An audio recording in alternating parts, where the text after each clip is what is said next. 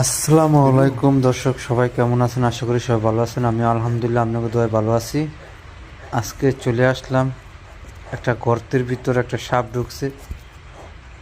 এই যে হারা বল খেতে আছে, বল খেলার টাইমে সাপটা দেখছে গর্তের ভিতরে ঢুকছে, তখন আমাদের ফোন দিল সাপুরিরে। অনেক চলে আসলাম সাপ ধরার জন্য। ভাই সাবধানে কাজ করেন, অনেক বড় একটি সাপ। দর্শক দেখেন, অনেক বড় সাপ।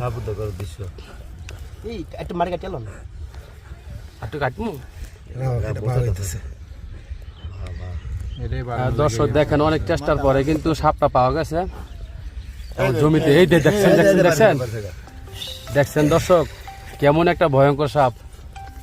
ও মাই গড, কেমনে ফেনা তুলব? আর মনে আছে নাকি? দেখতেছি এটা উদ্ধারের হরকম উদ্ধার করে দেখতেছি। দূরে যাও থেকে লাইভটি দেখছেন একটু কমেন্টে বলে যাবেন। আর দেখেন কত বড় একটি সাপ, অনেক বিগ সাইজের।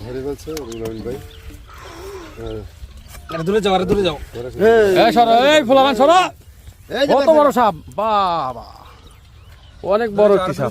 হ্যাঁ দর্শক দেখেন কত বড় সাপ, দেখেন অনেক চেষ্টার পরে কিন্তু এই সাপটি পাওয়া গেছে।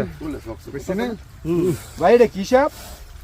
ও মাই গড, আস্তে আস্তে আগে নিয়ন্ত্রণে আনেন, এটা রাগ খুব করা দেওয়া যায়। সাপটা কিন্তু অনেক রাগই দেওয়া যায়।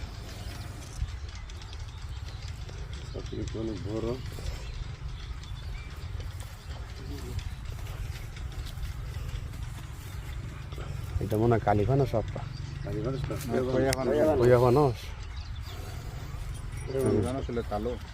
অনেকটা রাগি। এই আসতে ভাই।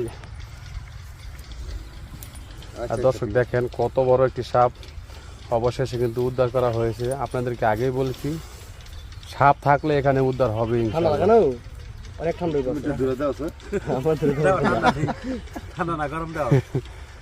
আমাদের এক দর্শক কিন্তু বলতেছে সাপটা বলে ঠান্ডা, আসলে মাটিতে আসলে তো ঠান্ডা হবে। তোরা দূরে যা, ফুলামান দূরে যা। দর্শক দেখেন অনেক বড় একটি সাপ। এ ভাই আছে, এই পরে কি নিশ্চয়ই মতামত জানাবেন।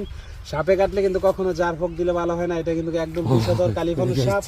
সাপে কাটলে আর না কবিরাজের বাড়ি হসপিটাল যান তাড়াতাড়ি। সাপে কাটলে কিন্তু হাঁটা চলাফেরা করা একদম নিষেধ। 90 মিনিটের ভিতরে কিন্তু ভ্যাকসিন প্রয়োগ করতে হবে। সাপে কাটলে কিন্তু কখনো জার ফোক দিলে ভালো হয় না। দেখো, এটা আমাদের এলাকায় বলা হয় খয়ে পানুস কিংবা কালী পানুস। হ্যাঁ, তোমাদের